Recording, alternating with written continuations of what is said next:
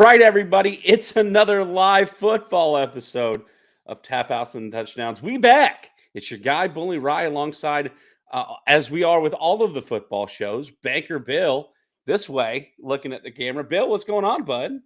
Oh wait, it's that way. My bad. Yeah, What's going yeah. on, right? Yeah, I can't. It's over here. Like over here. It's It's the weird. mirrored view It's that the screws us up opposite. every Yeah, I don't know time. why we Yeah. got to deal with that stuff. What's going on, Ryan? Let's talk some football, man. I'm excited. We're Yeah, a uh, we're lot of finally through a week of the NFL season. Yeah, we're through a week of the NFL season, week 2 college football. So let's waste no time and get right into college football talk. College football week 2 took place. Not a lot of really intriguing games last weekend, but there were a few. Bill, give me one of your biggest takeaways from the college football weekend from week 2. I'm gonna go with it again. We still don't know what we don't know, Ryan. We still don't know who's gonna be good, who's gonna be bad. We've seen some teams take a hit, but of course, when you lose early in the regular season, it's not the worst thing in the world, especially if you lose against a good team. You take a bad loss, it's bad. But if you're Alabama right now, you're licking your wounds and you're upset. But that's going to motivate some players, and you're going to try to beat everybody from here on out to try to make yourself a good team and still fight for the national championship. So again, I still think we just don't know what we don't know yet. No, that's fair. Listen, you talk about stuff that do and don't know. I know that Texas is better than Alabama. For Texas now, for after now. after a heartbreaking loss suffered last season, Mhm. Texas was able to knock off One pointer, Alabama one at pointer, yeah. Alabama. They won by 10, and the game didn't feel that close. First and foremost, I don't know how we didn't do it. Thanks to anybody who's joining us live on social this evening. You can Facebook.com/tapouts and touchdowns, YouTube tapouts and touchdowns, or Twitter at tapouts and TDs. Make sure you leave a comment wherever it is that you're watching. We'll read it on the air. Join the conversation as we go along. Shout out PJ Steven giving us some love over there on Facebook. But yeah, Alabama losing to Texas was to me, it was kind of a big deal. You think Nick Saban's started to kind of put one foot out the door here at this point, Bill? I mean, he's old, right? We're talking Seven, how old is 72. 72? Yeah, I Yeah. think that's probably. I think you're probably pretty accurate with that. How long do you really want to coach? I mean, if I was a coach, I'd want to do it a good one. I'd want to do it for a long time, right? That sounds like a pretty fun job. Yeah. But I think it takes a lot of work. There's a lot of commitment to the recruiting trail and things like that. You don't want to be Steve Spurrier or you know what that's your example, right? Yeah. One of those guys that just kind of gives up at the end because they're tired of recruiting and you kind of leave it to everybody else and everybody wants to talk to the big man and you're just not willing to do it. You're taking naps on your couch, a la what was Florida's coach? I a brain fart right now. It's That's what he was okay. doing in the recruiting trail. He was supposed to be recruiting. He was taking naps on his couch in his office. Well, Dan that's Mullen. He's on they. TV Oh, now, by the way. He's an analyst. really? Yeah, that's actually why their program slipped is because he stopped recruiting and was just like, goofing off basically. And now he's an analyst on TV behind one of the desks. But anyway, you don't want to be that guy, right? So Nick Saban, 72 years old. At what point do you hang out with the grandkids? That's kind of what my question is. Yeah. I mean, I'm not sure if he's got grandkids, but if you move Sure over he to does. another SEC Not have any West team, kids? I'm no, I'm not. Kids have grandkids. I'm moving on from Nick Saban here because if you look elsewhere in the SEC West, Texas A&M is now, I believe, 1-1 on the season after their loss to the Miami Hurricanes. It's a twofold question: is Miami back, and is it time for Texas A&M to move on from Jimbo Fisher? Because Jimbo Fisher had the number 1 recruiting class in the country last year, had a losing season. He's already 1-1, losing to an ACC team. Now, granted, it's the weirdest season that I've seen that I remember in recent history because the Pac-12 has basically everybody has a winning record.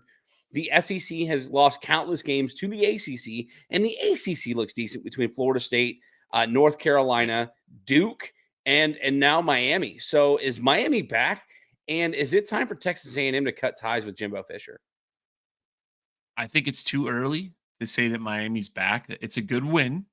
You need to continue it. I mean, obviously, an ACC team beating an SEC team, especially a ranked SEC team, is a big deal. Yeah. But I mean, people expected Texas A&M to be pretty good. They clearly are still not. I mean, you said it. You cannot get away with having the number 1 overall recruiting class and being bad 2 years in a row. Yep. I mean, some of those players you're not going to hit on, right? Not every recruit is exactly the 5-star they thought they were going to be. We've seen Mm, that plenty of times. But if you have that many good players that came onto your squad, yeah. and when they become sophomores, you still stink, there's something going wrong with the coaching. So I think Jimbo Fisher, he is definitely, if his seat doesn't feel hot already, he definitely feels like he ate the very hot sauce at Taco Bell this week because his rear end's got to be burning. Oh But as for man. Miami, I still don't know. I mean, it's a good win. It's a good win. I was happy to see it. I'm a Florida football fan, except for Florida State. They can die in a fire. Don't care. But for Miami to win, I'm pretty excited about that. So I was happy to see them beat Texas A&M. So I hope they're back. I hope so. I just don't want them to pull recruits from Florida. Well, if the ACC wants to try to make a run at keeping Florida State and Clemson, they're going to have some success in college football. Let's look elsewhere in the Right. scoreboard from last weekend. You had some really close games that shouldn't have been close. Number 11 Tennessee, 30-13 over Austin P. They struggled for a long time with Austin So P. weird. So North weird. Carolina struggled with App State. Had to take App State to overtime to get the win. And for all intents and purposes, should have lost this game. They went for two in second overtime, didn't make it when they didn't have to go for two. Texas A&M. If App State scores, all they need is the extra point, and they knock off North Carolina. Yep. These two Especially teams have after had North Carolina just got a big win over your Gamecocks, which that right, you wouldn't expect North Carolina to come back and no. lay an egg. Maybe they were really looking forward to playing South Carolina, but I mean, Well, is that a trap game? Does that become a trap game, and that's why App State was such a problem? it's a possibility. You also think that last year when these two teams played each other, it was a shootout that went down to the wire. It was like 45-42 or something like that. Absolute shootout, but North Carolina gets the win. Ole Miss struggled with Tulane. Now, this is supposed to be a really good Tulane team, but not an SEC caliber Tulane team. Ole They're Miss both pulls away top late. 25, so I Well, think we kind of Tulane expected was. that. Well, yeah, I mean, I personally didn't expect Tulane to stay in at the game as long as they did. I almost Uh, picked Tulane, so I'm glad we. well, I mean, we yeah, went with Ole Miss when we did the pick, so yeah, I, uh, but they I, could be good. we talked about South Carolina a second ago. Both South Carolina struggled with Furman and Clemson struggled with Charleston Southern until the second half. Just a weird, maybe both teams looking ahead to matchups coming. But let's talk about the big story in college football, and that's the Colorado Buffaloes. Have not beaten the Nebraska Cornhuskers in upwards of 15 years Yeah, and get a win. Again, this game was close until they broke away in the second half. Colorado gets a 36-14 win. Now, granted, Nebraska's not good. Okay. Like, I don't care what anybody tries to say. They're 0-2. Their offense is offensive.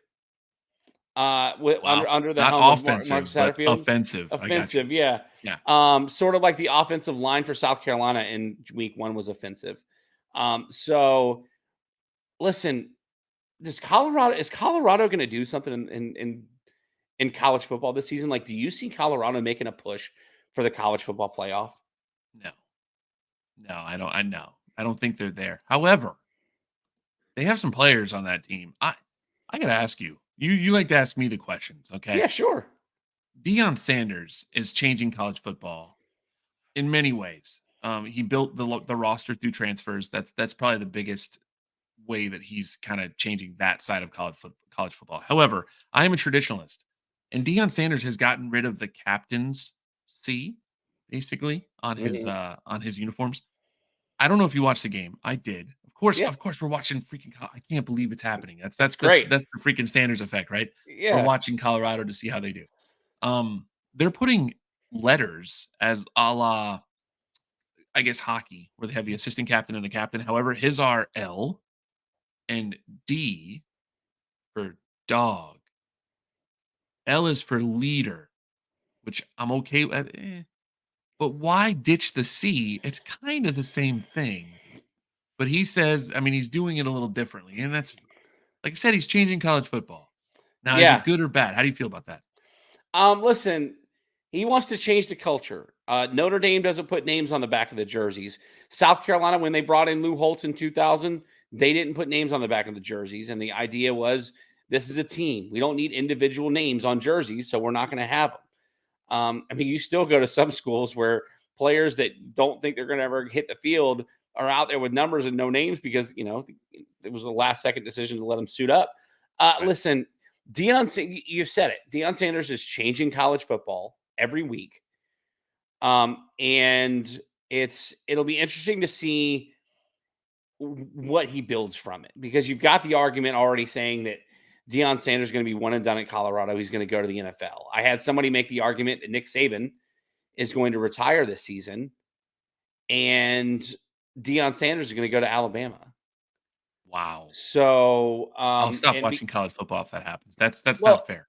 The idea is that Deion and Nick Saban are close. That's why they partner with Aflac and do the commercials together and all that stuff. Right. So, so yeah. I mean, listen, I don't hate it, but I did find it a little corny, if you will, that they tried to say that Matt Rule disrespected Colorado by having his team come together and pray on the 50-yard line before the game. I don't know if Matt Rule is lying, because Matt Rule said that he invited Shedeur Sanders to come pray with his team, but he meant no disrespect by going on the Buffalo in midfield for it. I listen. It's one of the reasons why a lot of fans are growing tired of Dabo Swinney, because Dabo makes the argument, we're little old Clemson. Nobody ever gives us a chance. Nobody likes us. And we're the underdog. Well, Clemson's got one of the most winningest records in college football history over the last decade, 2 national titles in the last 6 years. So people grow tired of it. I want to know how long it takes for Colorado, the players and the coaching staff, and Deion Sanders, before they let go of the chip that they seemingly have on their shoulders. Like Deion, we talked about Deion had something to prove. Neither one of us expected Deion Sanders to come to Colorado and go 2-0. Right. Especially over a TCU team, but and Nebraska, and even though Nebraska's bad, Matt Rule is the coach. I mean, you would expect things to start turning the other direction there. And the fact that Colorado hasn't beaten Nebraska since like 2004 or something like that, almost 20 years. So I get it.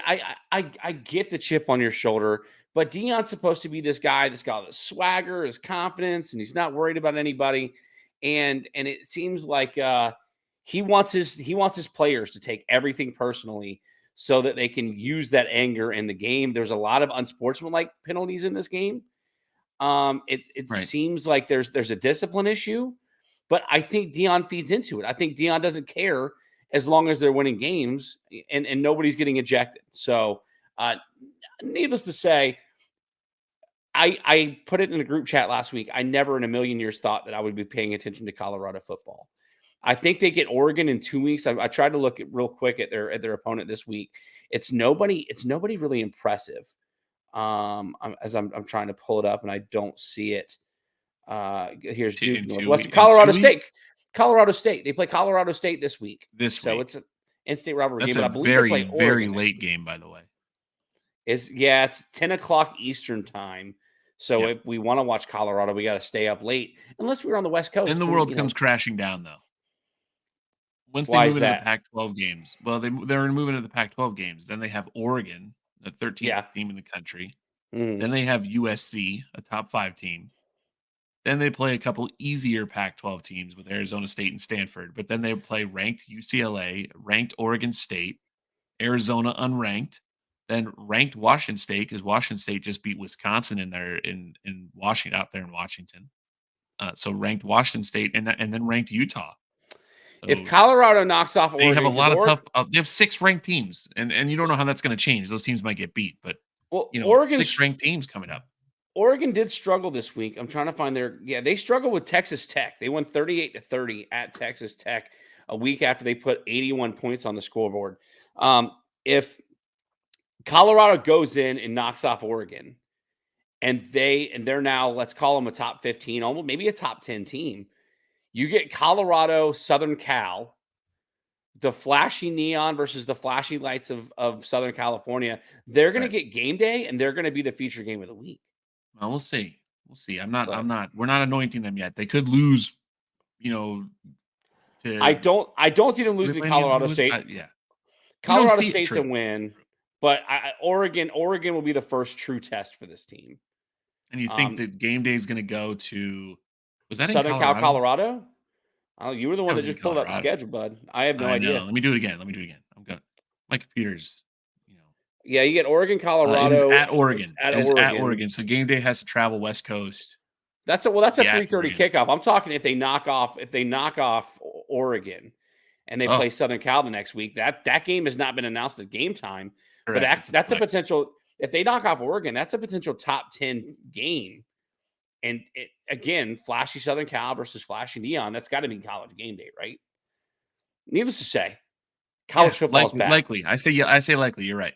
Yeah, college football's back. We're almost. Too much It's fun. crazy to think we're 2 weeks away from being a fourth of the way through the college football season. Don't say that to me. I'm Well, let's serious. move Don't on. say that to me. I get sad when you say things like that. I was like, come on, man. It's gonna be over soon. Yeah, it's gonna be over soon. It Yeah. goes really fast. Well, let's move on from college football. And again, thanks for anybody joining us live tonight. If you're watching the show live, make sure you leave a comment wherever it is you're watching, be it Facebook, YouTube, or Twitter. We'll read them on the air. Join the conversation with us here live tonight. Let's move into the NFL, where we are officially a week in to the NFL season. A lot of really fun stuff. Listen, I'm rocking my brand new Amon-Ra St. Brown jersey gifted to me by my personal best friend, Aaron Thompson. As the Lions knocked off the Chiefs. We talk about best of the week.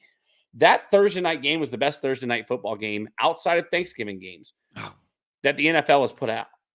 It was a phenomenal, fun game. It was decent. It was wasn't 21-20. It got destroyed by a game that happened on Sunday. So let's not even talk about. Okay. All right, so that's part of my best. What's your best of the week? Go ahead and talk about it, man. This is your avenue. This is your platform. Can we wait till Homer's Corner? Because the best of the week had to be out there in Los Angeles. I mean, I'm telling you, actually, two fantastic teams won. Well, one was from Los Angeles. They won up in Seattle. Congrats to Los Angeles Rams. Actually, they really put it to Seattle Seahawks on the Seattle Seahawks field. Seattle Seahawks were a playoff team last year. They're known for not losing up there in front of that crowd. And the Rams were fantastic. They're really, really good. Matt Stafford was the second highest graded quarterback of the week this week. Matt Stafford showed up to that game playing in Seattle. Yeah. And told everybody, hey, don't forget about me. I was hurt last year. Without Cooper Kupp. Yeah. Yep. Tutu Atwell and I'm going to butcher this name again. Puka Nacua. They lit it up. They lit up the scoreboard. They lit up fantasy scoreboards. And Matt Stafford told everybody, hey, remember me, put some respect on my name. Right. I haven't gone anywhere. Yep. You look elsewhere. You look elsewhere in the NFL, a couple of surprising outcomes. Not that the Ravens beat the Texans, but that they struggled with them for most of the game. The Bengals dominated the Browns, held Joe Burrow to like 82 yards passing as they win 24. That makes no sense to 3. Me. I can't figure that out. I think Joe Burrow is way more injured than they are leading on. There's something wrong there. Joe Burrow, 82 yards. It was also a very rainy day in Cleveland.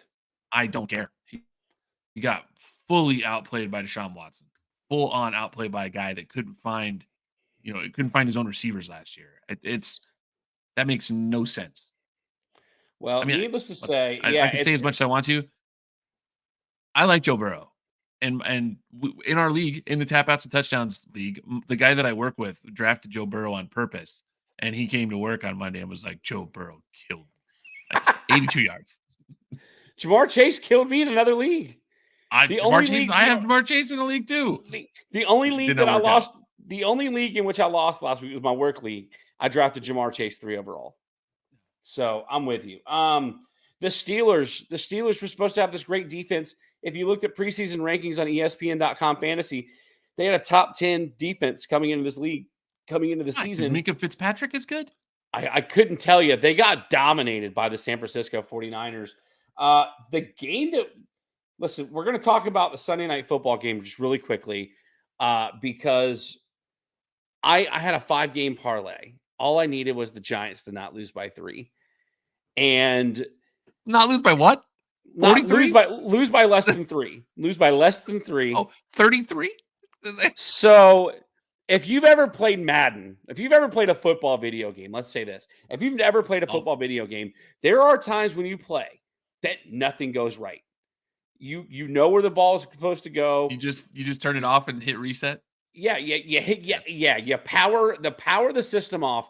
That's what the Giants had to do. They lost 40-0 to the Dallas Cowboys. Bill, talk about. I know you want to wait till Comer's Corner, but it happened in Week 1. Talk about the Dolphins and Chargers, man. I mean, I think everybody saw that. I think it was named the game of the week. It should have been. And yeah, I think that probably was. And if you look at the pundits, the I'm going to call them experts, because before the game, almost all of them were picking the Chargers to win, saying the Chargers were too much for Miami. Joey Bosa is going to sack Tua 100 times, and they're going to knock him out. Khalil Mack's going to get some sacks. They got none. They got none. They didn't even. I don't even think Tua got hit in the game. To be honest, I don't remember seeing it. He came close a couple times. He A couple went times, throwing on but the run. Yeah. probably why he was throwing. He got close to getting hit when he threw 43 yards down the field there at the end of the game. I mean, Tua absolutely went off.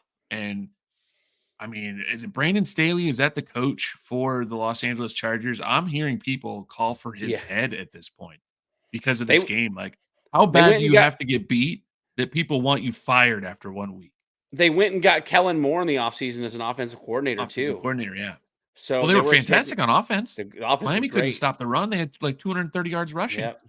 It's the first time I believe I saw the statistic, Ryan. It was the first time in 110 games, first time in 111 games, that the opposing team ran for over 200 yards. There was a couple other things, like ran for over 200 yards. Uh, there were some things mixed in, but it ended up being that they were the first team to lose after doing those. So, like after rushing for over 200 yards and something else. I forget what it like was. But it was throwing for important. 200 or something. Like Yeah, that. yeah. It was something good, and it was the first team since 1990. It was 111 games that they were the first team to lose doing those things.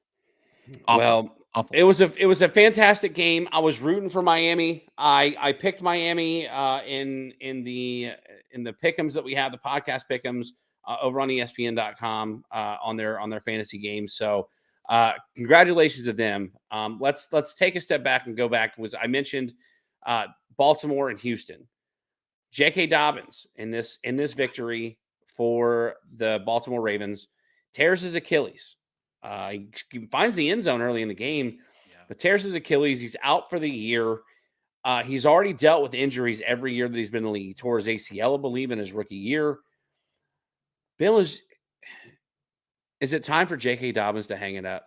I hope not. I actually thought about that when you and I text during.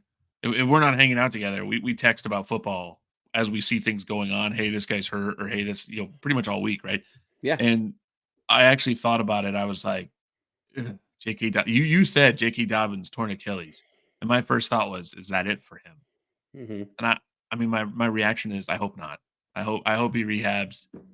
He gets enough back where he can become a starter again. I hate for somebody to end their career on an injury like that, Terrell Davis style. That, because obviously Terrell Davis, one of the greatest running backs in the history of the game, ruins his knee, can't play anymore. I don't want to see that. So let's just say I hope J.K. Dobbins, get better, buddy. Like, get it fixed. It's funny you say that because we saw Voldemort get an Achilles injury as well. Oh, that's coming next. Yeah, that's okay. That's next up on the docket. Segue into that. Yeah, let's go ahead and do it. Well, I saw Dan Marino talk about Aaron Rodgers and his Achilles issue. Obviously, his Achilles injury. Dan Marino had that injury probably, I forget, it was like 5 or 6 years before the end of his career. So Dan Marino wasn't ready to retire. He wasn't 40 years old quite yet. And he said basically about Aaron Rodgers, technology is better, medicine is better. They can make him better than they made me.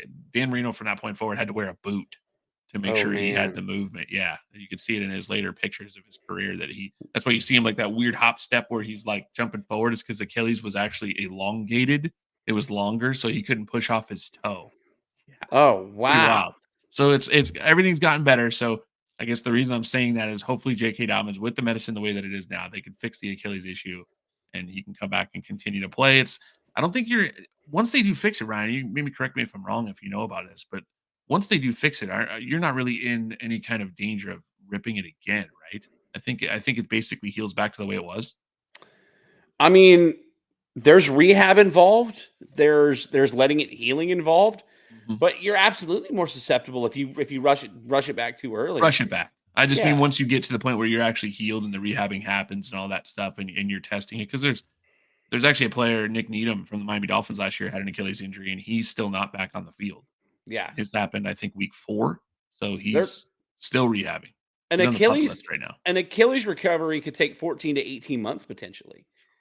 And at 40 years old, you're not going to heal as quickly. Listen, if you're not watching the live stream, Aaron Rodgers is again, it's the big news. The Jets they had hard knocks. Everybody was excited. Aaron Rodgers is going to be the savior.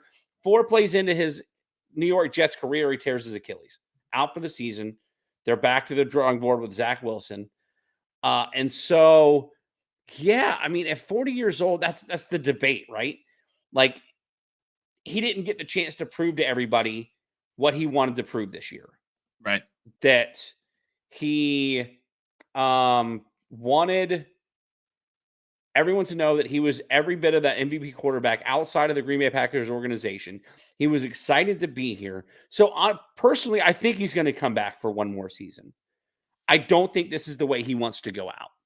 Yeah. Considering that he hurt it in week 1, gives him a better opportunity to rehab and get back before the beginning of next season. I don't think you see him play in the preseason next year. Which this is a great. I'm so glad that I thought about preseason, because the argument that I made for preseason, the final week of the preseason for the starters to play, was the anti-argument to that was, well, what if they get hurt? This is a prime example. Aaron Rodgers played week 3 of the preseason because he wanted to get some reps. He wanted to get some real game reps and practice with his guys before the regular season started. What is the difference between him getting hurt in week 3 of the preseason and week 1 of the regular season? There's no difference. So my argument now that he gets hurt 4 plays into the game. I mean, there was one year where Tom Brady got hurt in the first game of the season, was out for the year. Yes. So Matt Castle year. Yeah, the Matt Castle year. So listen, you know how I feel about Aaron Rodgers as a Lions fan, but I don't want to see anybody to go down like this. Like, this isn't okay. And now all the players are up in arms about artificial turf versus real grass. Does it led really by make David that much of a Bakhtiari? difference? Yeah. I listen, if they're gonna tear up the turf for World Cup soccer, yes, to put real grass in, there's no excuse why they can't do it for the NFL players. Now, we had talked on this show that I thought there had been a mandate, or at least a letter that went out from the NFL telling teams that they had intended for the teams to replace their artificial turf with grass. That never happened. I saw an article somewhere, but I guess that never actually became a thing where they mandated it. But like you said, for the World Cup in 2026, a lot of these stadiums, if they wanted to have World Cup games, had to have real grass. While now, as the NFL plays on these fields, they're artificial turf. So yes, they will be putting real grass in some of these stadiums, and I believe MetLife is one of those stadiums where he just got injured. Yep. You want to hear something terrible? Sure. I saw a post today that a user on Twitter predicted that he was going to tear his Achilles on the wet field. I did see that. 2.5 hours before the game, the guy predicted it. So it's going to happen. He's going to tear his Achilles on the wet field at MetLife. And it happened. I mean, I guess that's somebody's going to predict something every single time, but they found the guy on Twitter that he actually predicted it, and it happened. It's like you said, if they're going to put natural grass down for soccer, I know it's the most popular sport in the world, but this is the most popular sport in the United States. We should be able to do it. It's if they think that would be something that would fix injuries or at least help injuries, then it should be done. There's enough money. There's enough money. Yeah. Can you grow grass indoors these days? I think you can. You can. They grow grass in Seattle. There's no sun in Seattle. So they definitely, I've seen how they do it, by the way. They wheel these giant carts around that have grow lamps on them. Mm-hmm. Like sun lamps. And they just wheel them around the field and just give the grass a certain amount of time. Even though the roof's closed, the grass is basically thinking that it's got sunlight and it's pretty cool. So I would imagine they could do that anywhere in the NFL. It's one of the arguments why they want to do away with daylight savings time, because they don't need there's the technology out here that we don't need extra sunlight in the summertime to grow crops. Yeah. So they can do it. Now, on the other side of this game, away from the Aaron Rodgers injury, the Jets win this game without Aaron Rodgers. Josh Allen. This is my favorite thing we're going to talk about all year, I think. Josh Allen throws 3 interceptions to the same guy in this game. Yes, his boyfriend, apparently. Bill has been talking about this for a very long time. They're dating, right? They've got to be dating. I'm sorry. No, on this show, off the show, Bill has been talking about this exact conversation for quite some time. 2 guys. I have 2 guys that I talk about, and Josh Allen is one of them. So all of a sudden, everybody is Josh Allen, Josh Allen, Josh Allen. That's what their national pundits are doing. All of a sudden, they've turned on Josh Allen. I Mhm. believe over the last 5 years, he leads the league in turnovers with like 82 or 84 or something like that, more than anybody else in the league. Bill, I'm going to give you the platform here. Who is Josh Allen? It's not really a platform. It's just if you pay attention to football, and I am extremely cynical when it comes to quarterback play. I don't want to say taught, but I was kind of schooled by an ex boss of mine, kind of how to break down quarterback play. And he explained how certain things are important, certain things are not. I was always wowed by yards. It's not really about yards. It's, passer rating and QBR brings in a lot of that stuff. And you want to look at those kind of stats, but you can look at players. And Josh Allen likes to run. So a lot of his stats are skewed and I guess, helped a little bit by the fact that he can run, but his passing is not good. And eventually, Michael Vick, Randall Cunningham, Lamar Jackson's experiencing this right now. Russell Wilson Ca- certainly is experiencing it. You Cam can't run Newton. forever. Cam Yep. Newton, you can't run forever. You eventually have to throw the ball. And Josh Allen is now, in his 6th year in the league. This is when the body starts to slow down a little bit. He's creeping on 30. The running is going to start going away, and he's got to throw the ball, and he's never been that good at it. And so when he starts to slow down and he can't run out of that pocket like he can, and he just starts flinging it, Josh Allen tends to make dumb decisions. And you just wonder which guy you're going to get. And he made some really, really bad ones this week. And I've been saying it. His ratings, if I were to give you numbers, Ryan, just standard numbers. Say I have a quarterback that passes for 4,000 yards every single week, right? Or every single season, okay? Hmm. And he throws for 35 to 36, 37 touchdowns. That sounds really good, right? It's fantastic, except for he also throws 15 interceptions and he only completes about 62% of his balls. That's Josh Allen. Now Yep. there's another guy that is not he's a pro bowler. I think he's been in the Pro Bowl, but everybody craps on him. Okay? Everybody does. Everybody says this guy's not good enough to win the big one. He's not good enough to win the big one, but they say Josh Allen is, okay? Yeah. I'm going to tell you. So best season of this person's life. Well, let's call it his best season. He threw for 4,300 yards, 35 touchdowns, 13 interceptions. He completed 67% of his passes. That's better than Josh Allen's ever been. Okay. And they crap on him. Guess who this quarterback is? Justin Herbert. Kirk Cousins. Kirk Cousins. They Ooh, crap on Kirk Cousins, and they he is do. every single season better than Josh Allen. And for some reason, everyone's anointing Josh Allen like he's some great quarterback. He just isn't. Just isn't. He never was. And now he's getting worse. And look what he did in the first. He literally handed the game to a terrible, terrible Jets team. Now, granted, they have a good defense, but their offense was doing nothing with Zach Wilson. They're not going to. Does does this game make you think differently about the AFC East? Because it does me. I think the AFC East is no longer a crapshoot. It's no longer. It was never a three-headed race. It was a two-headed race. And I It think was this. supposed to be a three-headed race with Aaron Rodgers. And Yep. let's not discount New England. They still have the best coach that ever, at least record wise. They almost came back and beat the Eagles last week after being Yes, down that was 16 on their nothing. own field. That was on their own field in a Yeah. really bad weather situation. That's kind of their own, house. Like you could say that's the reason that game was close. But does it change my outlook on the AFC East? We've lost Aaron Rodgers.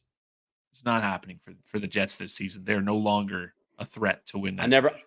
personally I never Buffalo thought they were still with him. is. So Buffalo still is, but I've seen multiple people say that Buffalo's window is closing.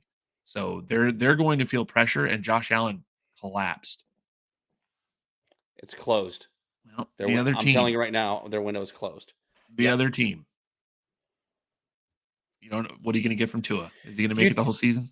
Is he you going to don't make it the like whole to be season? If Tua goes down, it's over. you don't like to be optimistic, but I won't be I'm telling optimistic. I'm I'm telling cynical. you right now, I'm calling it the same way I called Hayden Hurst would be a Pro Bowler this season, and he was the only tight end to score a touchdown in the 1 o'clock games last weekend. I know. I watched it. I'm I got a I'm text from you immediately. of course you did. You knew Oh, you were going actually, to I stream everything, and I was streaming. So my stream is a little bit behind. behind me. You Apparently, had yeah. that text to me like as he hit the end zone. My phone That's went off, and I'm amazing. like, because you had it to me. I mean, I'm only behind like 15 seconds Yeah. from because I'm streaming through Fubo, and my phone goes off, and I'm like, I knew exactly what it was. I was like, here I have to hear about Hayden. Yeah. Listen, the same way that I'm so bullish on Hayden Hurst, I'm bullish on the Dolphins. The AFC East is the Dolphins to lose. If Tua can stay upright this season, they run away with that division. And they push for a 1 seed in the AFC. That is no joke. Bill, we're gonna move on. We're gonna take our first break and then come back and talk bullies, buys, and sells with Bill's facts or crap, so that we can get to the picks because we have another guest picker this week to talk college and NFL games. But let's talk about our first sponsor this week in Carolina Business Equipment. With offices in Charleston, Greenville, Columbia, and Florence, Carolina Business Equipment can supply your copiers, computers, and printers anywhere in the state of South Carolina. Call my best friend Aaron Thompson at 843-452-8761 for a quote today, and make sure you tell him that Ryan from Tap House and Touchdown sent you. Carolina Business Equipment. You worry about your business. Let us handle your technology. Bill, it looks like we got our first comment before we get into bullies, buys, and sells here. Let's see. I'm not sure who TS is. Need one full flex full PPR. Mostert, Terry, I can't say it, Terry McLaurin. Terry. DeAndre Swift. Yes, Terry, DeAndre Swift, Jordan Addison, or Puka Nacua. You're getting ahead of us here, TS, but I'm gonna tell you right now, my choice is Puka Nacua. We're about to get to it. But he should have been the number one waiver wire ad in your fantasy league. I know I put a claim in for him in every one of my leagues, and every one of my leagues I didn't get him. I did get, after the injury to J.K. Dobbins, I did get Justice Hill in 2 of my leagues, and I did get Tutu Atwell, the number 2 wide receiver in this Rams offense. So listen, Mostert's probably the closest one to Puka Nacua. But Bill could probably tell you why not Mostert. Mostert's hurt. Mostert hasn't practiced yet this week. So there you go. Listen, I don't like the quarterback situation in Washington. I don't like the running back situation in Philadelphia. If you look at the way that Philadelphia ran the ball last week, Kenneth Gainwell got most of the work in that game against the Patriots. Rashad Penny was a healthy scratch. And I can't think of the third running back, but there were 3 running backs that held that backfield down. I don't like DeAndre Swift going forward. Jordan Addison, now that we know that Mostert hasn't practiced this week, I do like Jordan Addison. He found the end zone last week. He's a good compliment to Justin Jefferson. But from a full PPR standpoint, Nacua is your way to go. So hopefully that answered your question and gave you some gave you some insight. Bill, let's get into the buys and sells with your factor crap. Where you're going to agree with my buys or sells. And let's go into bullies buys headed into what's that? I do want to jump back to that one set. Your Pupu Nacua guy. Yeah. He plays the 49ers this week. It doesn't matter. Are you sure? Yeah, I'll tell you why in a second. Because spoiler alert, right. He's my wide receiver buy this week. Let's talk about Puka. I shouldn't call him Pupu. Actually, that's pretty cool, right? That's kind of a cool name. That is a sweet name. Bill, at quarterback, my quarterback buy this week should be no surprise. It's San Francisco 49ers quarterback Brock Purdy, projected 19.9 points. Just for some background, you can't see it, but I got notes that I always fill out before I make my buys and sells. Let me read you my notes here on Brock Purdy. The Steelers defense projected top 10 in fantasy in the preseason by ESPN, torched for 220 yards and 2 touchdowns last week by Kenny Pickett. 20.8 points for Kenny Pickett last week. I think I have that right. Kenny Pickett scored 20.8. No. Brock Purdy's playing the Steelers this week. The Steelers just gave up 20 fantasy points. Wait, time out. I'm screwing this up really bad, Bill. Brock Purdy is playing the Rams. Rams this week, yes. So Brock Purdy, okay. Here's where I screwed up. Brock Purdy torched the Steelers last week. That's what I was trying to say. And they were predicted to be a good defense. Yep. He had 21 fantasy points last week. Now that I got it out here. The Rams did shut down Geno Smith last week. But Seattle couldn't move the ball in the second half. San Francisco had their game in hand. let off the gas. Otherwise, Brock Purdy would have had an even bigger day. He found Brandon Ayuk twice for touchdowns last week. This game, the 49ers Rams will be this week's game of the week. I think Purdy picks right up where he left off. That's why I'm buying Brock Purdy this week. Bill, what say you? Fact or crap on Brock Purdy? Crap. I think the Rams have a good pass rush. We've got, oh my gosh, as I forget his name in the middle of that Aaron Aaron Donald. Donald. Oh, how can you forget that guy? The best defensive lineman to Yep. ever play. He's in the middle. He had a great game this past week, and absolutely abused a pretty good offensive line there for Seattle. And so I think it's going to be very difficult for Brock Purdy to repeat what he did last week. Like you said, he scored just over the 19.9 projection or this projection last week against a team that, well, I mean, they were on the road, right? They're on the road again here in Los Angeles. There's going to be a ton of San Francisco fans there, but I think that's going to be really tough to do against that Rams defense. And the Rams defense looked pretty good, man. I don't know. That makes me nervous. There are wide receivers all over the field for Seattle, really decent ones, and they couldn't do anything. Well, I'm really curious to watch this game this week because It's I gonna be really good. like. That's gonna be good. Yeah, It's a 4 o'clock game. It's gonna be fun. yeah, it's gonna be a fun game. My running back by this week, it's gonna be a homer pick, but it's not really a homer pick. It I is a home pick. love David Montgomery, projected 13.4 points. Let me read you my notes. The dominated carries for the Lions in week 1. 21 carries, 74 yards, and a touchdown at Kansas City to open the season. The Seahawks just gave up 52 yards and 2 touchdowns to a rookie running back in Kyron Williams and another 29 yards and a touchdown to Cam Akers last week. Now, Cam Akers, if you remember correctly, almost didn't play for the Rams this season. He walked out on the team last year, and he found the end zone. I think it's a big day ahead for Montgomery, and for that matter, I think Gibbs is going to have a decent day too. Bill, fact or crap, buying David Montgomery. I'm gonna get a fact on this one. I think I buy David Montgomery as well. I think a touchdown is expected, and he's basically their power back, right? So a touchdown would be expected if they get anywhere down near the end zone. And I He think does I it. think the Lions are gonna beat on the Seahawks too. That's gonna be an evil game there in Detroit. I don't know if I look forward to that one. That one's gonna be tough. Well, the first of all, shout out Volley Polly giving us some love on Facebook. He's supposed to be the power back, but he's got speed Right. too, and he's elusive. He looked Yes, phenomenal he does. Yeah. against the Chiefs in week Yeah. 1. Now off topic because we're gonna get there later in the show. The Seahawks are gonna miss both of their offensive tackles this week.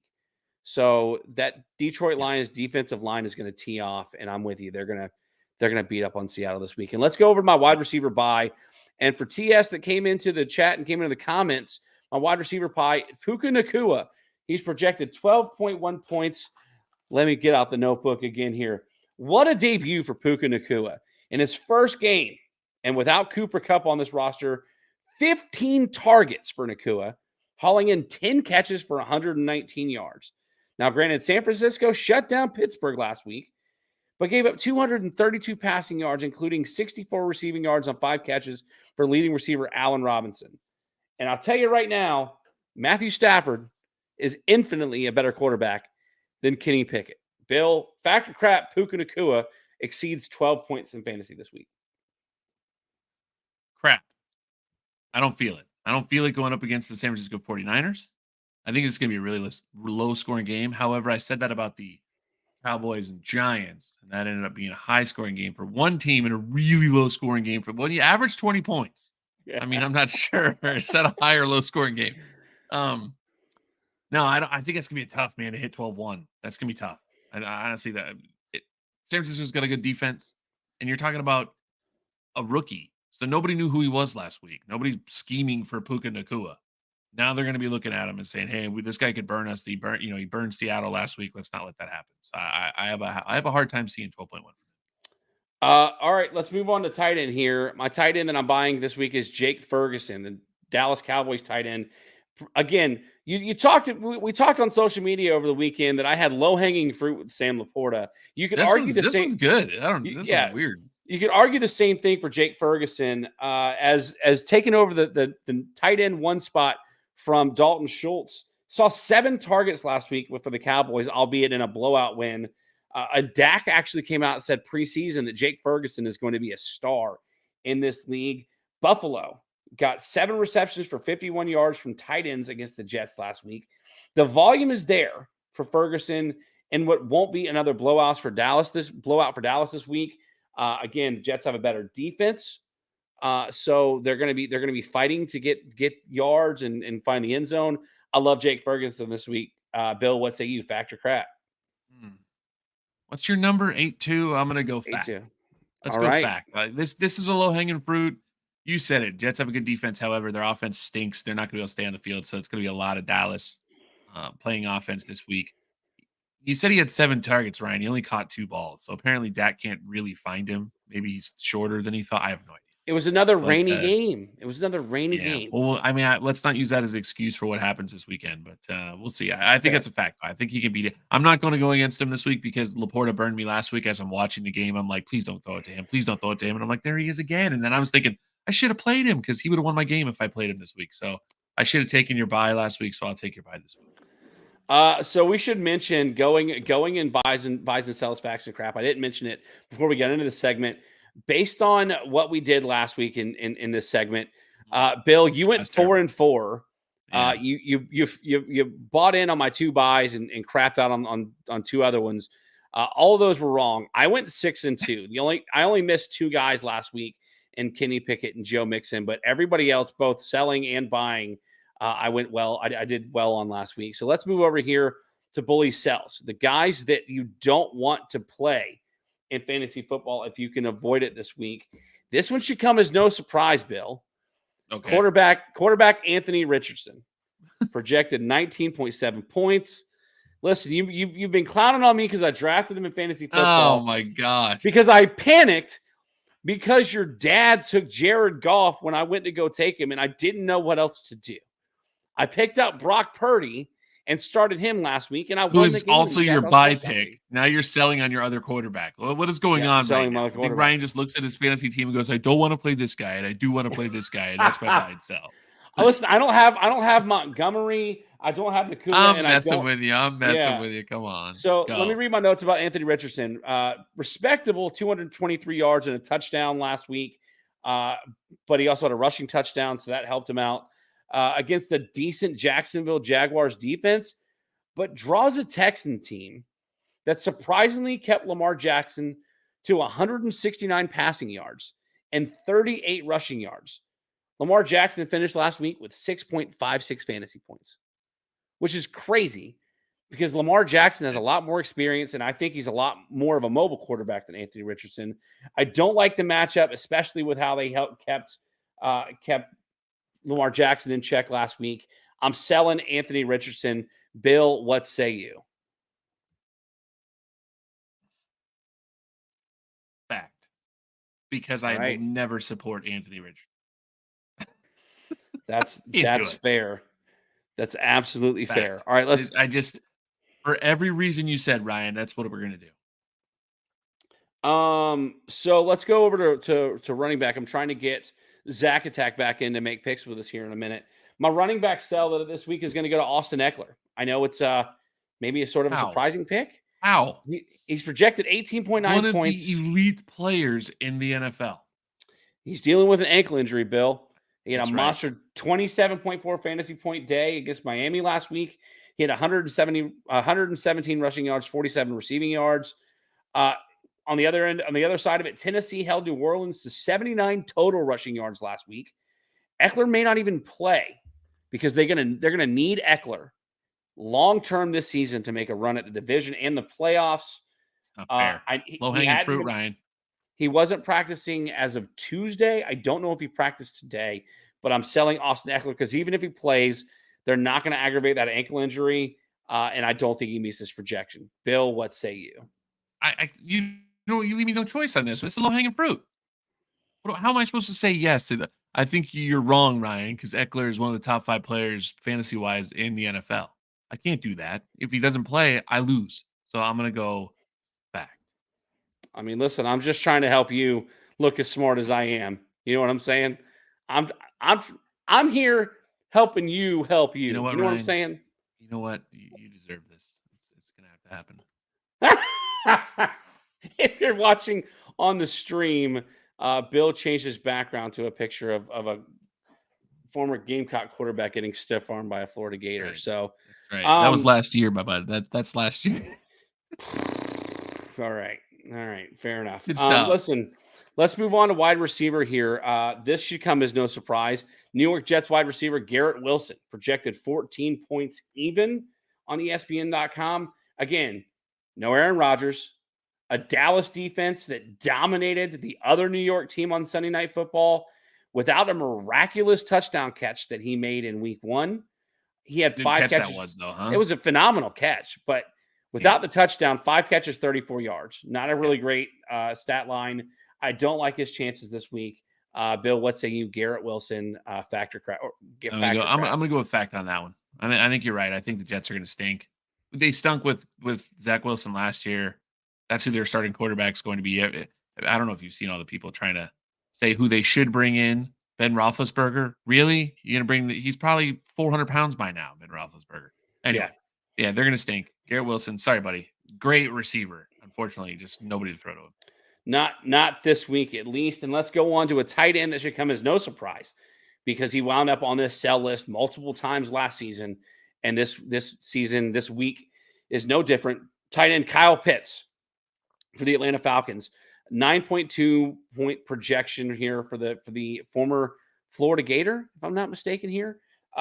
Listen, go figure he winds up here again. 3 targets last week, 2 catches, 44 yards. Believe it or not, outside of running backs, his 2 catches for 44 yards was good to lead the Falcons in receiving, Bill. You and your low-hanging fruit, man. This is brutal. This team cannot throw, heavily focused on the run last week. Hopefully you didn't fall for it and draft Kyle Pitts again this season. Despite giving up 5 catches for 44 yards to Cole Kmet last week. It pains me to say that Justin Fields is better than Desmond Ridder. So I don't like Kyle Pitts this week. I really don't like him going forward. Bill, what say you? Fact or crap on Kyle Pitts? Well, I'd like to call crap on the fact that Justin Fields is better than Desmond Ridder. I'm not sure that's the case because he looked awful last week. But I did say 2 weeks ago that the Green Bay Packers were going to be a better team than we, or was it last week that I said the Green Bay Packers were going to be a better team than we thought they were going to be? You did. Definitely looked like it in week 1. And I think that they probably hold Kyle Pitts down as well.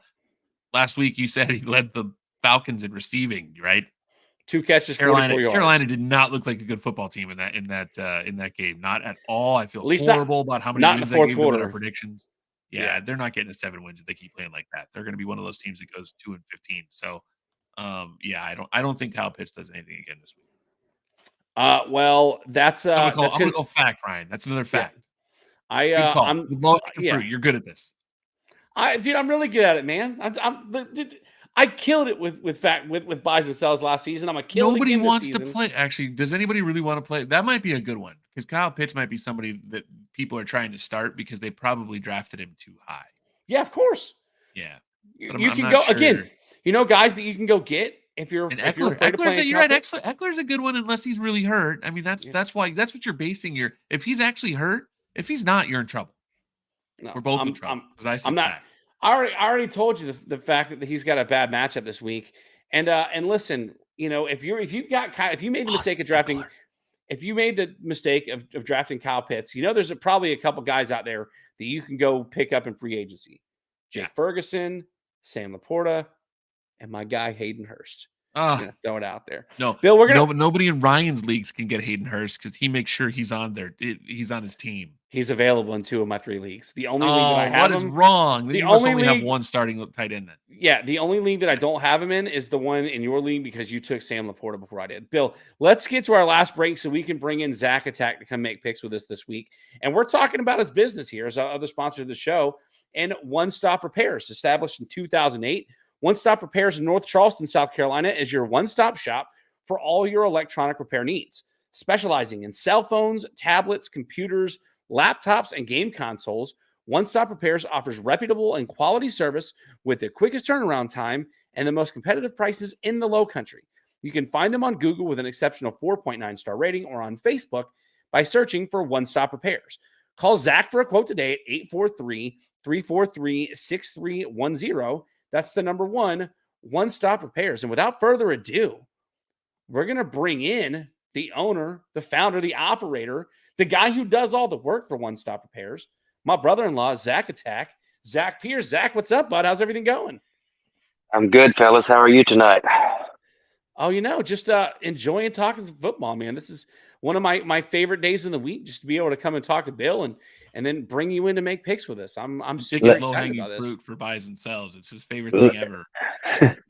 Well, I have to say this is my favorite time of year, and I'm always excited when football starts up again. It's wonderful. I'm right there with you. Zach, let's go ahead and get into our picks here. Podcast pick'ems. I should call out real quick that both in college football picks on ESPN that you can play and pick against us all year. I am leading the way in the college football pool. 15-5 on the season. The House of Black and Polly's pick'ems are 14-6.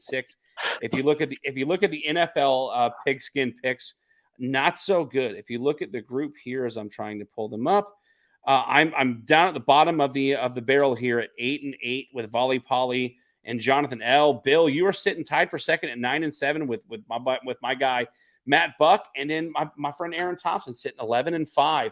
If you look at the standings from last week, where we did podcast pick'ems on this show, Bill sits right here in last place, I guess. Don't even say 5-5. I'm sitting here at 6-4, but our guy Big Tex, the first celebrity picker on this show, went a perfect 5-0 last week. So shout out celebrity folks whooping our tails.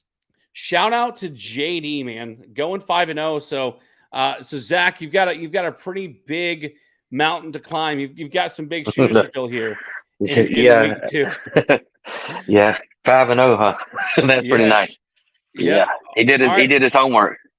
Yeah, I guess so. Well, he also took the homer pick and took Texas over Alabama. He got lucky. Yeah. You know, I wouldn't have picked it, honestly. I wouldn't have. I'd have lost that one. Well, I lost that one as well, Zach. Let's get into it, shall we? We got two games where it's sort of homer picks to pick from college football because there's not really a whole lot of intriguing games to pick from. But the teams that we root for have intriguing pick lines here. Especially Carolina. Yeah, we'll get there in a second. The first game we're going to pick. They're not intriguing at all. The number 11 Tennessee Vols are only, let me repeat that, only a 6.5-point favorite at Florida. Let's start off with Bill here. Your Florida Gators are a 6.5-point underdog. Do they cover this, Bill? No, Tennessee Vols. All I'll right. pick them to cover. All right, Zach Attack, I'm asking you. Yeah. Tennessee, you're taking Tennessee as well? Yeah, for sure. All right, that not very good. That puts us 3 across the board because I'm taking Tennessee as well here to cover that spread. Florida played McNeese State last week. I watched the whole game, and for a while I was like, McNeese isn't going to beat us at home, are they? But I mean, they blew them out. But it was for a while it looked like they could run with them. It was scary. Real quick, Bill Senior in the chat, Banker Bill with the new hat. Wanted to get involved. New old hat. I've worn it before. I've worn it before. New old hat. All right, next game up, the last college game we're going to pick this week. My South Carolina Gamecocks traveling to Athens to take on the number 1 Georgia Bulldogs. This game started as a 26-point favorite for Georgia. The line has moved to 27.5. Zach Attack, I'm going to let you start us off here. Does Georgia cover this giant spread, or does South Carolina cover here? I'm going to have to say that's 4 touchdowns. Yeah, that's a lot. I'm going to say Carolina covers. Ooh. I like to hear it. I like to hear it. Bill, who you got here? South Carolina covering this 4 touchdown spread, or you got Georgia taking it? I'm going to go with Carolina. They covered as well.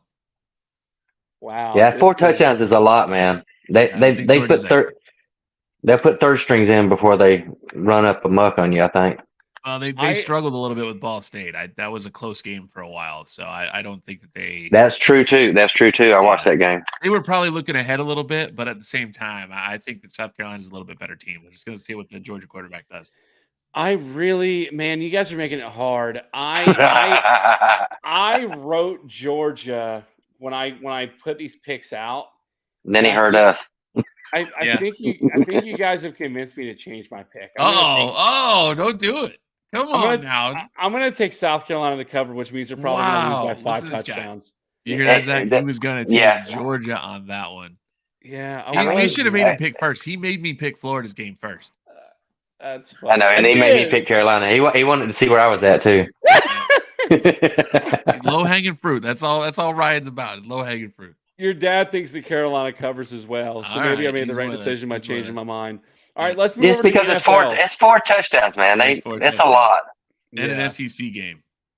Let's move over here to the NFL. We got 3 games, not a whole lot of exciting games to talk about. So I just picked some that had some intriguing, lines here. Start off a 1:00 game on Sunday. The Indianapolis Colts, who had a decent game last week, albeit in a loss, taking on the Houston Texans, who really pulled up to Baltimore, despite a 25-9 loss. Indianapolis, a 2-point favorite. You know what? Y'all complain about me not picking first. I'll go ahead and pick this game first. I've got the Colts covering this 2-point spread. I think they might win by a field goal, but it's probably going to be a low scoring game. You've got the number 1 pick versus the number 2 pick, and Anthony Richardson versus CJ Stroud. So that's kind of what everybody was looking forward to in this game, at least preseason. So I've got the Colts covering. Let's go over to Zach. Zach Attack. Who you got here? Colts -2 against Houston. I've got to go with the Colts. It's hard for me to pull for Houston in any deal. They have been trash, in my opinion, lately. And they got that new quarterback too. Just like I know Indianapolis has one, but I think that quarterback's a way better quarterback, in my opinion. I mean that right now. Yeah, I mean, I'm not a CJ Stroud fan. He hasn't impressed me. Not at all. All right, Bill, who you got here? Colts at Texans. I'm going to take the Colts as well to cover and feed Michael Pittman Jr. Please. We have That's their zero. best player. That's the best player in the field right now. We have 0 separation this week. Maybe I should switch my pick back to Georgia. Kidding. Kidding. Go Dogs. Your dad gets back in the action. He thinks Houston takes this game or at least covers the spread. So he's against us. We'll have to keep track of that. Yeah, we will. All right, next game, a 4:05 kickoff. This is the game of the week, in our opinion. 4:05 kickoff. The San Francisco 49ers, 8-point favorite over the LA Rams, traveling down to Los Angeles. Bill, I'll let you start us off here. Niners at Rams, -8. Who you got? Go Rams. I think the Rams looked pretty good against Seattle last week. Against Seattle reloaded, we thought, and they got smacked in their house in opening weekend. I think the Rams cover the 8-point. That's a lot. Everybody getting really excited because they beat Pittsburgh, who has no quarterback play. I'm with you. I've got the Rams as well. I think they cover this. I think not the Niners win, but I think the Rams cover that 8. What say you, Zach Attack? I'm on the fence because I believe San Francisco will also win the game. I just think they have a better team. I'm going to pick San Francisco. I'll go against the grain. Our first different pick this week. So that'll be interesting to see if he continues the streak of 5-0 that JD started last week. Got some comments in the chat real quick. Looks like Pedro saying that the 49ers take that. He just picked up Brock Purdy after Rodgers went down, and he'd been listening to the show, Pedro. You got him too. You got him too. Yep, I do. Brock Purdy was my quarterback buy this week. Your dad comes in, says San Francisco by 10, and Mama Frick. Everybody coming in late to the show, but I'm liking the interaction all of a sudden. Hey, Mama Frick. Last game that we're picking this week that goes towards our records here. Sunday, 4:25 kickoff. The Giants, who just got embarrassed on Sunday night by the Cowboys, a 2-point favorite after a 40-0 blowout against the Arizona Cardinals. Zach Attack, I'm going to let you start us off here. Who you got? Giants -2 at Arizona. I got Arizona. I don't believe nothing. I don't believe New York's going to do anything this year. Josh Dobbs. That's all I have to say about that. Bill, who you got? Arizona Giants. I'm going to take the Giants. Giants are still a playoff team from last season. They didn't get worse. They just played worse on Sunday night. As bad as Daniel Jones is, I think they cover it.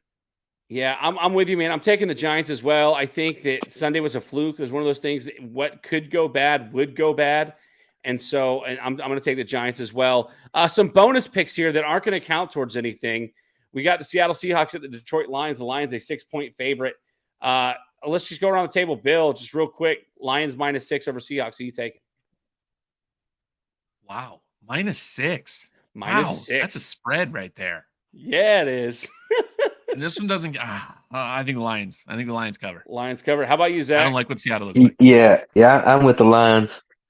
That makes. I like what I've seen. Another consensus pick for the Lions, and then the last bonus, the Dolphins, a 2.5-point favorite over New England. Zach, who you got here? Dolphins at Patriots. Yeah, the Dolphins are scary, man. They could beat anybody if their defense can hold any team under 30. Yeah, so. I'll take the Dolphins as well. And Bill, I know you're taking the Dolphins. Yeah, I'm taking the Dolphins. Yeah, it's gonna be a good game. Yeah, I think I'm going. I won't miss that one. Zach, this has been fun, man. Listen, you're one of the sponsors. Why don't you tell us what you've got going on over there at One Stop Repairs and promote your business before we let you go for the night? Well, I appreciate it, and it's a pleasure being on. I greatly appreciate it. But guys, we do a lot of game console repairs over here and phone repairs, and I stay busy doing it, and I'm thankful. I've been doing it for a long time, and I've got my name out there around this area, and it's been a blessing. I have to say, I stay busy, and we do specialize in phones and computers and video game systems.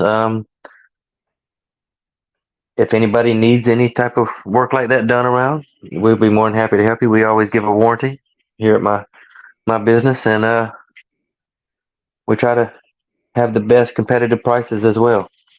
Yeah, I mentioned on a pre-recorded show with PJ Steven that I may come and get my iPhone battery replaced with Zach over at One Stop Repairs. Listen, he does great work. I've seen what he's done. He's helped me out with some stuff in the past. If you need some electronic repair work done, take it down to Zach at One Stop Repairs. His number's on the screen. I read his phone number out every week. So make sure you use Zach for any of your electronic repairs. Zach, this has been a pleasure, man. I appreciate you being here, and I'm sure I'll see you soon, man. Tell my sister I said hello. I certainly will, and I'll be on anytime I'm welcome, dog. Make some time. I appreciate it, man. Thanks for being here tonight. We'll see you soon. All right, man. I've enjoyed it, man. Y'all have a good night, and I'll probably listen to the rest of the podcast. So y'all have a good night, fellas. Thanks, man. You too. All right, bud. All right, Bill. I was thinking, Ryan, the way you said that, you said, tell my sister I said hello. And I was like, I probably shouldn't say, hey, tell Ryan's sister I said hello too. Yeah. It sounded weird, right? I just didn't. I went by real quick. Your dad comes in. He's taking the Giants. He's all over the place against. He's taking the Seahawks. He's taking the Dolphins. And then Pedro comes in. The Pats defense. You're going to cover there in LA. Yeah. And then Pedro saying the Pats defense are crazy underrated. So maybe kind of being a little more pessimistic about the Dolphins game this week. We'll find out this week when it's not raining and windy and terrible in Boston. We'll see what the weather's like. I'm with you. Well, we've reached the favorite part of the show for me in Homer's Corner. Yeah. Bill, as we always do, I'm gonna let you start off here. You've got some talking to do about your quarterback down in Miami. My QB1, man. I got some love for my QB1. Let's see what you got to say. My favorite thing about the whole weekend, especially was the win, right? But the way it was done. Since Tua's been, and you now see the national pundits and I always say experts because I don't believe any of these guys are experts. When you have Rex Ryan sitting behind the desk, he basically got laughed out of football for being a terrible coach. I know he, went to the AFC Championship game with the Jets, but that was after the team had already been built, and he lost it with Sanchez. Do you remember that? The butt fumble? Yeah. Anyway, that wasn't in the AFC Championship game, but he was terrible, and he sits back there like he's an expert. Like you get laughed out of the game, and now you're an expert. Okay. Anyway, point is, Tua, the entire time he's been in the NFL, they've always said Miami should have drafted Justin Herbert. And now Tua is finally healthy. He's got it. He's got the team around him, and Justin Herbert has weapons too, man. You can't say Keenan Allen and those guys. Mike Williams, Austin Eckler. Like he's got beasts around him as well, right? And Tua just goes into LA and just smacks Herbert around, and just it's embarrassing. Like Herbert had nothing for him. And Herbert hasn't won anything. And when the game was on the line, what did Tua do? He drove down the field. He made a 43-yard completion on third down when Khalil Mack was hanging off his back. I mean, he's the guy, right? And then I will they never give the ball back to understand. Justin Herbert. And what does Justin Herbert do? Justin Herbert did Justin Herbert things. Took He 2 got sacks and sacked. He looked took like 2 he hadn't sacks in 3 seen the plays. defense before. The defense had done nothing all day. He gets sacked twice. He has an intentional grounding. He was awful in crunch time. I'll tell you, Put some respect on the man's name. I had Stop talking about it. I don't want to hear about Justin Herbert anymore. I still have no idea how he threw that touchdown to Tyreek Hill in the back of the end zone. I have no idea how he made it. It was lucky. Let me tell you that. Like everybody's gonna say, "Oh, he's super accurate." No. Pedro comes in and says, I "Keep agree, Tua Pedro. healthy." Hot damn, yeah. I know. You know what? I hope Tua stays healthy because if you could throw 466 at the beginning of the season, I want to see what he's doing week 8. I want to see what he's doing week 17. I want to see what kind of numbers Tua puts up because this is his second 450 plus game in 2 seasons. So it could be. I mean, he does it, and he was hurt half the season last season. So I just want to see what he can do. I did see a lot of other good things. I'm excited, man. I hope he didn't get hit. Thank goodness the offensive line kept him off his back, man. And when he does get hit, he falls different. I'm just hoping he stays healthy. I see what these Miami Dolphins can do because it was pretty fun to watch on Sunday. Now, with that being said, the Swiss cheese they put out there for defense, that needs to happen. That needs to change. Yeah, I listen. They got plenty of time to correct it, but I think it might have more to do with the fact that the Chargers are just that good on offense.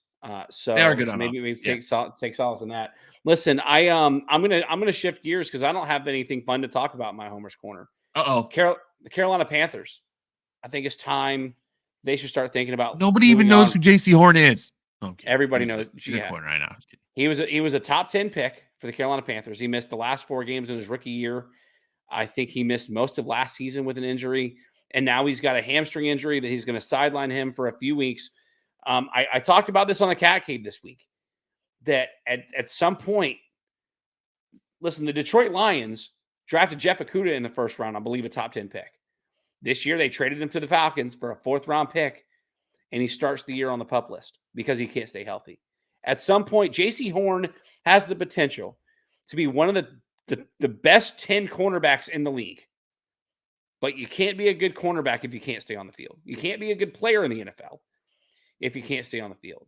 So depending on how long this sidelines him and depending on what his injury looks like going forward, I think it may be worth searching for a trade partner come trade deadline for Carolina Panthers cornerback J.C. Horn. And for those of you that don't know who J.C. Horn is, or maybe you aren't aware, he also played at the University of South Carolina. So this is like a double Homer's Corner for Ryan as he's talking about the home Panthers and his beloved Cox, who never have except for the first round. And they finally, except for the fact he's terrible. Is anybody shocked by that? Except for the fact that I didn't have anything good to say about him. I like J.C. Horn. I think he's a great player. I mean, but if he can't stay healthy, I think I'm telling the Panthers to get rid of him, and I'm telling J.C. Horn to get healthy. So it's a Homer's Corner, but I can remove you from the stream, Bill. I have that power. Listen, Bill, this has been fun. We went a little over again tonight, but really good football conversation. We're in week 3 of college football. We're in week 2 of the NFL. I am super excited. Bill, thanks for joining us tonight, man. This has been great. Yeah, man. Everybody enjoyed the games this weekend. Enjoyed football. So much happening. Fun stuff to watch almost every hour of the entire weekend. Ryan, we have stuff to do, and unfortunately, we're not going to be able to watch all of it. I'm so bummed.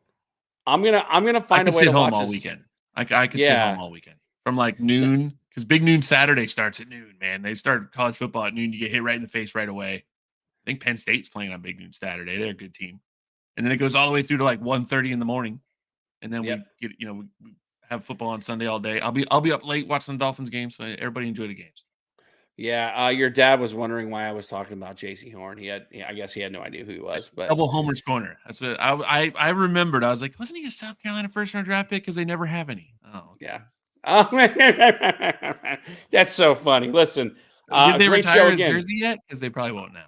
I've got 2 TVs downstairs, so as much football as I can watch, and I got NFL Red Zone back this year, thanks to AT&T. Even though I don't have CBS, so if Paramount Plus doesn't carry CBS, so I won't be able to watch the Carolina Georgia game. I can't watch the AFC games because I don't have CBS, but I got Red Zone back. I got Red Zone back. That's what matters. Thanks AT&T. And you got Pedro saying that Colorado's going to keep him up Saturday. So I know. As Bill said, can't wait. enjoy football this weekend. Football is in full swing. We are right back at it. And so enjoy everything. As far as the show goes, make sure you come back next week. Catch PJ Steven and I are going to go live next Monday talking about WWE's Payback premium live event. Leading into the next week, we're going to talk about AEW's All Out pay-per-view. And then make sure you go and catch the Cat Cave. Try to say that 5 times fast. Over on the Tobacco Road Sports Radio YouTube channel or on the Keep Pounding Podcast Network, wherever it is that you get your podcast, powered by the Fans First Sports Network. For Banker Bill, it's your guy, Billy Rye. Thanks for joining us for this week's football episode. We'll see you next week right here on Tap House and Touch.